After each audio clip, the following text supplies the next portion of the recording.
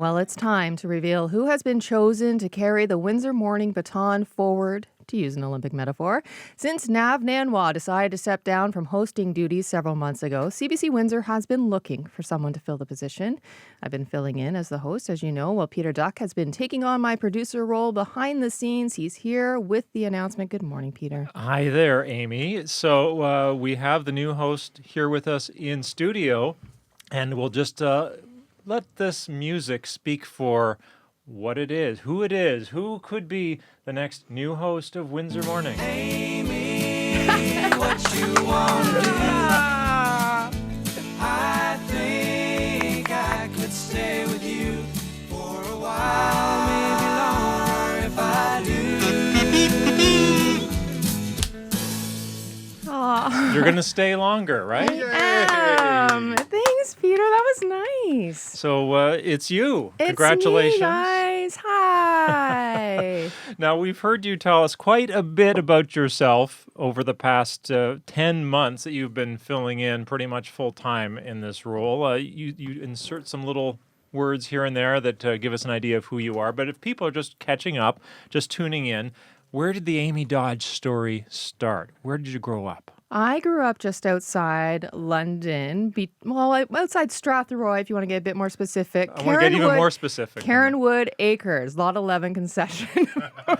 I know what that's like, because when I would be far away from where I grew up, people would ask where it was. You start broad, yeah, and you kind of go in. If people are still interested, if they're still following, tracking, you get down. So I grew up near Kerwood, near Strathroy, on a farm. And I spent most of my life there and traveled around and landed in Windsor about 12 or 13 years ago. And what led you into journalism as a career? It wasn't my first choice. So I did an undergraduate in political science at Brock University, graduated with honors with an idea of going into public service. So I guess I did go in that direction. Always thought broadcast journalism would be interesting, but thought I wouldn't be smart enough. I wouldn't be pretty enough, all those things. And so I put off, and finally applied for my master's at Western in it and thought if I get in, it's a sign, I'll go. If I don't, I'll carry on with something else. So I spent a couple years in a different career. I did get in for the master's program at Western. So that is how I landed into broadcast journalism. And then it took a while after that before you found your way down to Windsor. It did. And what brought you here? I was before here, I was at CBC Sudbury.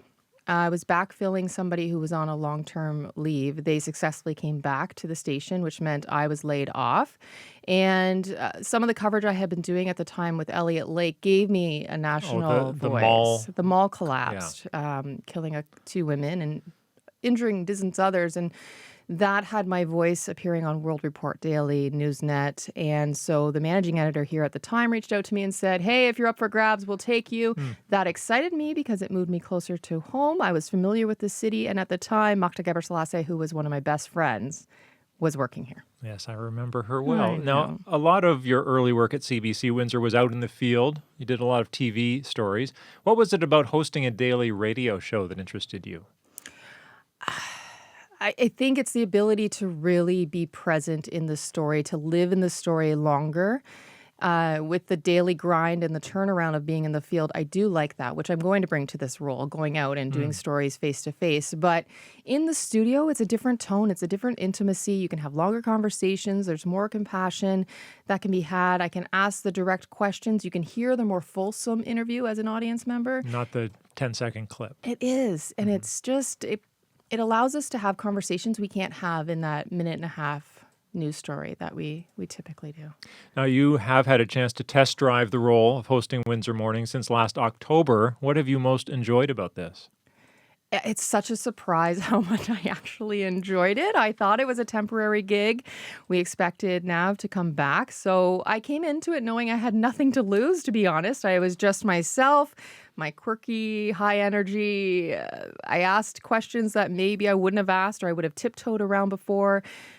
But what surprised me the most was how people just embraced that and liked that. And we got emails and text messages and phone calls, and you guys embraced me on this side of the role instead of producing, and it just brought me so much joy. And I don't know how to explain it other than to say I remember going home one day to my husband and saying, I'm at such peace right now. I feel completely accepted by the community, by the station, by the corporation with what I'm doing. If my job ends tomorrow, I'm okay. And so that played a major role in applying for the job when we knew it was up for grabs. And then the community needs to know, because there was a lot of people who wrote emails in of support. And that was the boost that it took for me to have the courage to apply. Wow, that's cool. Now, what kind of plans do you have for Windsor Morning now that you are officially in the role? What can listeners expect? Well, I plan on flipping the switch at 8:40. I want a coffee maker in here. I want a desk that moves up and down in a different chair. But outside the studio, I think being in the community a lot more. I've been doing a lot of field gathers. I enjoy meeting people and doing interviews in their environment rather than bringing them here into the studio. So when I get to do that, I also think we have a lot of really cool things happening that are coming up that are still top secret for our newsroom. That's going to allow us. Look at you, look around. I don't even know if I know. I know. See, this is the privilege I'm given now. But I think it's going to be so cool for us to push the limits of how more people can gain access to the stories we hear on the air here. It's such a, radio, you hear the stories and then you move on to the next thing. But what I really want us to do is take those stories and have them shown on the web, on TV, in other ways, shared on social, so that people who come in here and give their time every day to share their stories and to allow us to see an intimate part of themselves can be shared more broadly. And I think that's going to sort of bring down the veil in Windsor, Essex, and really move our show into a new, more transparent way. Pretty exciting. I know. I hope you stick around. Are we going to turn this interview around? No, we're not. Congratulations, Amy. And I had wanted to play that song by Pure Prairie League, Amy. But you mentioned that you have another special song with Amy in the title that you wanted to play. I hope you're okay with that. Yeah. So we're going to play it, and I'm going to explain afterwards. Or do you want me? I can explain it now? Okay. So I delivered Meals on Wheels in Windsor, Essex. There was a gentleman every week when I walked in would sing this song to me. And he knew me as Amy Dodge. He's like, Amy Dodge on CBC Windsor. Do you know Tony Doucette? And I'm like, yes, the Tony Doucette. The one and only. He always listened to us every morning. When he passed away, he left me, it's going to make me cry, he left me a painting that he had done, and it's up in my house. And I know if he was around today, he would be listening, and he would be singing this song, and it only seemed fitting that we played it this morning. I want you to listen.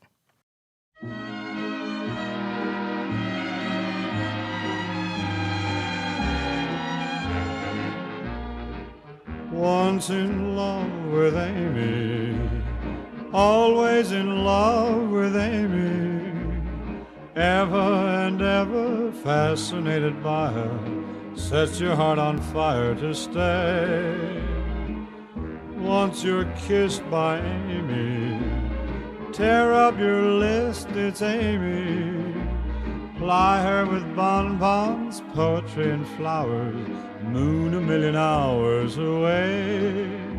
You might be quite a fickle-hearted rover, so carefree and bold, who loves a girl and later thinks it over and just quits cold. But once in love with Amy, always in love with Amy, ever and ever sweetly you'll romance her. Trouble is the answer will be that Amy'd rather stay in love with me.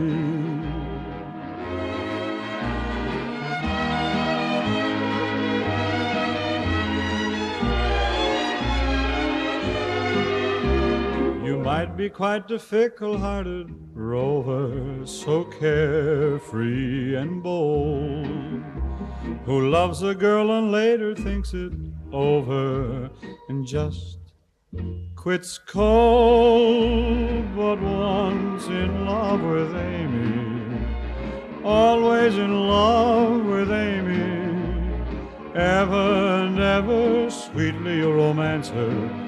Trouble is the answer will be that Amy'd rather stay in love with me.